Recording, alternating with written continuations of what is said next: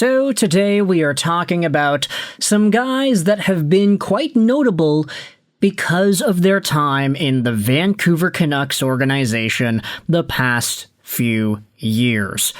Let's talk about former Vancouver President of Hockey Operations Jim Rutherford and whether or not he could be heading over to the gosh darn Detroit Red Wings. We're also going to be talking about Quinn Hughes out of the Minnesota Wild and reports out of Nick Foligno that indicate that Hughes' next destination is one that he's already playing for. Let's go out there and dive into the scoop here. So Jim Rutherford, of course, we all recognize was hired by the Vancouver Canucks back in 2021. Man, it's been almost 5 years since him and Alvin were brought in to lead this team. And we all kind of remember what happened in this time. The Vancouver Canucks hired Bruce Boudreau before they hired Rutherford and Alvin, and it was quite apparent that Rutherford and Alvin didn't like Boudreau, and things didn't really work out all too well for good old Bruce. There it is. But Rutherford and Alvin quickly put together a Vancouver Canucks team that was competitive. And after one full season of being the president of hockey operations in 22-23, the assembled Canucks lineup of 2023-2024 was actually amazing. The Vancouver Canucks were able to get themselves some really great results. They made the second round of the Stanley Cup Playoffs. They were one game within winning Game 7 and making it into the third round. Had they played off against the Dallas Stars in that season, who knows where things would have gone. Would they have gotten eliminated by Dallas or by Florida in the finals? Who really knows? But Jim Rutherford and Patrick Alvin helped build that team. As the years went on, we started to see more of a different direction with Rutherford and Alvin's Vancouver Canucks-led squad. We started seeing more conversation about guys that needed to be pushed harder, players like Elias Pettersson who needed to play up to their contract, and so guys like JT Miller were tasked with toughening up Elias Pettersson, which totally backfired and resulted in one of the most extreme cases of bullying in the Vancouver Canucks locker room that we have been led to believe actually went down. I'm not saying it did. I'm not saying it's confirmed. But I am saying that you could debate that Rutherford and Alvin and that agenda that they messaged to JT that, yeah, you got to go out there and make sure this guy plays better. Toughen him up a little bit. That might have been the beginning of the end. But anyways, Jim Rutherford was a part of a Vancouver Canucks squad that was as high as they were in 2024, but then quickly fell as low as they did the years after. Their captain wanted out. Rutherford said multiple times that he felt like he knew Quinn Hughes was going to inevitably ask out and that he wasn't going to stick around. Even when the Vancouver Canucks were in the gosh darn second round of the playoffs, he felt like Quinn Hughes was not going to re-sign. And then Quinn Hughes got traded. Rutherford and Alvin, they got kicked out.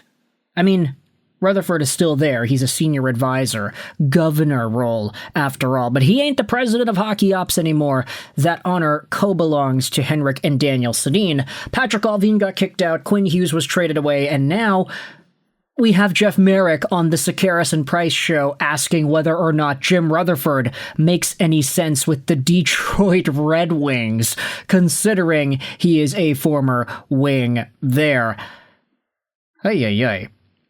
What a way to open up this segment, eh?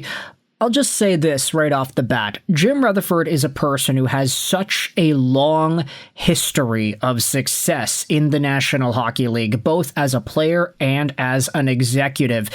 Stanley Cup with Carolina. That was amazing. He went out there and did that. Stanley Cups back-to-back with the Pittsburgh Penguins. That was amazing. He did that too.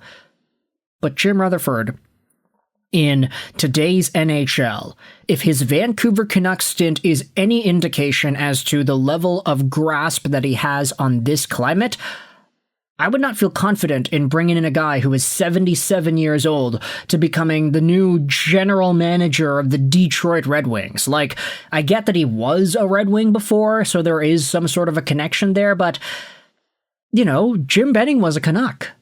We don't need these connections to be forced. Some of the replies on this tweet go out there and say, no, the team is already jacked up. You think Rutherford can do it worse? Jeff Merrick, you're joking, right? Should John Rutherford be considered for another NHL head office job ever again? The answer is obviously no, never mind the fact that he is a dinosaur. And then you have TB that says he was fantastic in Vancouver. He unintentionally put the Canucks through its first ever rebuild in franchise history.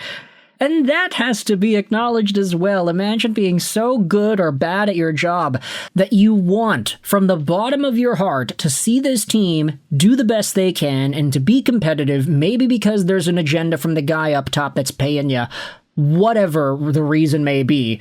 But you want to be competitive so bad that you end up unintentionally tanking the team that they become the worst team in the National Hockey League. Ladies and gentlemen, Jim Rutherford. The idea of him going over to Detroit doesn't really sound like a good one in my opinion at all. You can let me know your thoughts in the comment section below.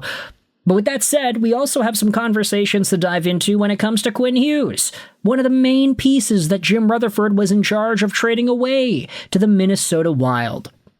Conversation has arisen over the past few years as to whether or not Quinn would stick around on the team that he is on after this contract expires. He's got one more year left at $7.85 million a year. He is eligible to re-sign with the Minnesota Wild. Other than that, he could go to... Is he an unrestricted free agent? Yeah, he is. He's an unrestricted free agent at 27 years old if he were to go to next season without a deal. You have Nick Foligno, who spoke about this on Sportsnet.ca. He thinks it's a no-brainer that Quinn Hughes re-signs with the Minnesota Wild. Just playing the waiting game at this point, it seems. Another comment on this subreddit thread says 3 years at 16 to 18 million is a lot different than Parise and Suter and their lengthy contracts that they signed. Kirill Kaprizov and Quinn Hughes, if he signs, are both in their prime, and Hughes signing for shorter term won't handcuff the Wild like the previous contracts did. Kirill is already the second highest player in the league, and I can imagine in 3 years there will be 5 to 7 more guys making more money. Just like when Jefferson was the highest paid NFL player, and now there are 9 players paid more than him, with 4 of them being not quarterbacks.